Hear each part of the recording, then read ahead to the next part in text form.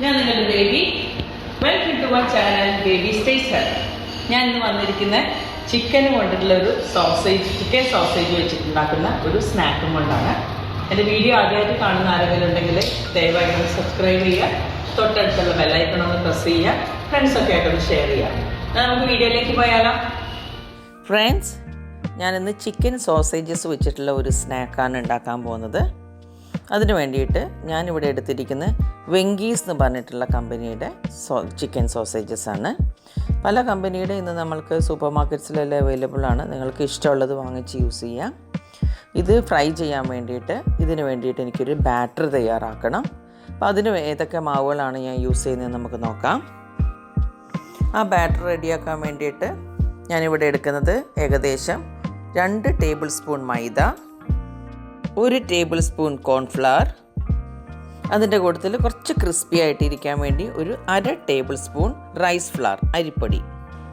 ഇനി അതിൻ്റെ മസാലയ്ക്ക് വേണ്ടിയിട്ട് അതിനകത്തേക്ക് ഒരു 1/2 ടീസ്പൂൺ മുളക് പൊടി, ഒരു 1/4 teaspoon chaat masala, 1/2 teaspoon garam masala, 1 teaspoon ചതച്ച മുളക് ചില്ലി ഫ്ലേക്സ്.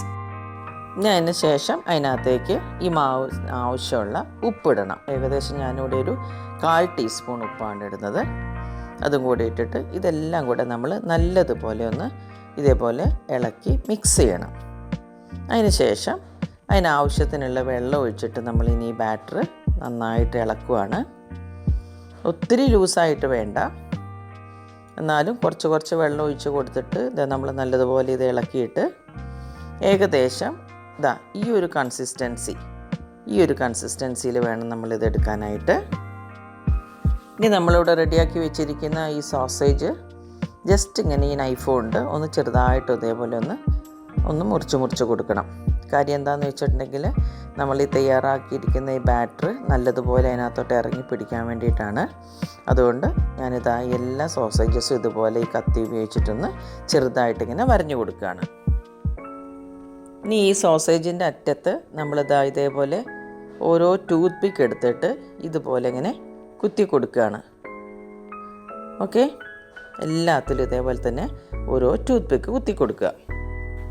ഇനി ഈ ടൂത്ത് പിക്കിൽ കുത്തി വെച്ചിരിക്കുന്ന ചിക്കൻ സോസേജസ് ഓരോന്നായി എടുത്തിട്ട് ഞാനിതാ നമ്മൾ തയ്യാറാക്കി വെച്ചിരിക്കുന്ന ഈ ബാറ്ററിൽ നല്ലതുപോലെ മുക്കിയിട്ട് ഇപ്പോൾ അടുത്തെടുത്ത് വെച്ചിരിക്കുന്നത് ബ്രെഡ് ക്രംസ് ആണ്. അതിനകത്ത് ഇതേമാതിരി മെല്ലെ അതൊന്ന് റോൾ ചെയ്ത് നല്ലതുപോലെ മുക്കിയെടുക്കണം. ബാക്കിയുള്ള എല്ലാ സോസേജസും ഇതുപോലെ തന്നെ നമ്മൾ ബാറ്ററിൽ മുക്കി വീണ്ടും അതിന് ശേഷം ഈ ബ്രെഡ് ക്രംസിൽ മുക്കി നമ്മൾ തയ്യാറാക്കി വെക്കുകയാണ്. ഇപ്പം നമ്മളിതാ എല്ലാം അതേപോലെ ബാറ്ററിൽ മുക്കി ബ്രെഡ് ക്രംസിൽ മുക്കി നമ്മൾ റെഡിയാക്കി വെച്ചിട്ടുണ്ട്. ഇനി ഇത് ഫ്രൈ ചെയ്യാൻ വേണ്ടിയിട്ട് ഞാനിതാ പാൻ അടുപ്പത്ത് വെച്ചിട്ടുണ്ട്. അപ്പോൾ ആ പാന് നന്നായിട്ട് ചൂടായിട്ടുണ്ട്. ഞാനിപ്പോൾ ഇവിടെ യൂസ് ചെയ്യുന്നത് കോക്കനട്ട് ഓയിലാണ്. നിങ്ങൾക്ക് ഇഷ്ടമുള്ള പോലെ സൺഫ്ലവർ ഓയിലോ അല്ലെങ്കിൽ വേറെ ഏതെങ്കിലും ഓയിൽസ് നിങ്ങൾ ഏതാണോ യൂസ് ചെയ്യുന്നത് നിങ്ങൾക്ക് യൂസ് ചെയ്യാം.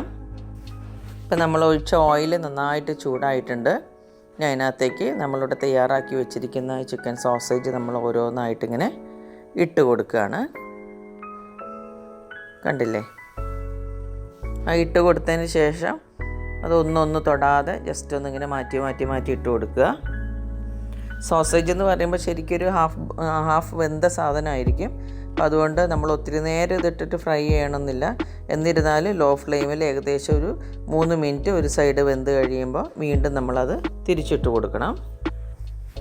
ഇപ്പോൾ ഏകദേശം ഒരു 3-4 മിനിറ്റ് കഴിഞ്ഞു. ഞാൻ മെല്ലെ ഓരോ ഈ സൈഡൊന്ന് മറിച്ചിട്ട് കൊടുക്കുകയാണ്. ഇപ്പോൾ തിരിച്ചിട്ട് കൊടുത്തിന് മറ്റേ സൈഡ് ഇതേമാതിരി തന്നെ ലോ ഫ്ലെയിമിൽ ഏകദേശം ഒരു 3-4 മിനിറ്റ് ഒന്ന് അത് വേവട്ടെ. നല്ലൊരു ഗോൾഡൻ ബ്രൗൺ കളറാകുമ്പോൾ നമുക്കിത് എടുക്കാവുന്നതാണ്. ഇതാ കണ്ടില്ലേ ഫ്രണ്ട്സ്, നമ്മളിപ്പോൾ 2 സൈഡും ഒരു 4 മിനിറ്റ് വീതം തിരിച്ചും മറിച്ചും ഇട്ട് നമ്മളത് വേവിച്ചിട്ടുണ്ട് ഈ ഓയിലിൽ. അപ്പോൾ നല്ലൊരു ഗോൾഡൻ ബ്രൗൺ കളറായി വന്നിട്ടുണ്ട്. ഇനി നമ്മൾ അത് എണ്ണയിൽ നിന്ന് കോരാൻ പോവുകയാണ്. കണ്ടില്ലേ, നല്ല ക്രിസ്പി ആയിട്ടുമുണ്ട്. അത് മാത്രമല്ല അധികം എണ്ണ കുടിച്ചിട്ടൊന്നുമില്ല കേട്ടോ. ഇപ്പം ഞാനെല്ലാം അതേമാതിരി ഈ ഓയിലിൽ നിന്ന് എടുത്ത് മാറ്റിയിട്ടുണ്ട്. കണ്ടില്ലേ ഫ്രണ്ട്സ്, നല്ല ക്രിസ്പിയും നല്ല ടേസ്റ്റി ആയിട്ടുള്ള ചിക്കൻ സോസേജ് നമ്മൾ നല്ലതുപോലെ ഫ്രൈ ചെയ്തെടുത്തിട്ടുണ്ട്. ഇപ്പോൾ ചിക്കൻ സോസേജ് സ്റ്റിക്ക് അടിപൊളിയായിട്ട് ഇവിടെ റെഡി ആയിട്ടുണ്ട്. സോസിൻ്റെ കൂടെ ആയാലും കഴിക്കാൻ നല്ല ടേസ്റ്റ് ആയിരിക്കും.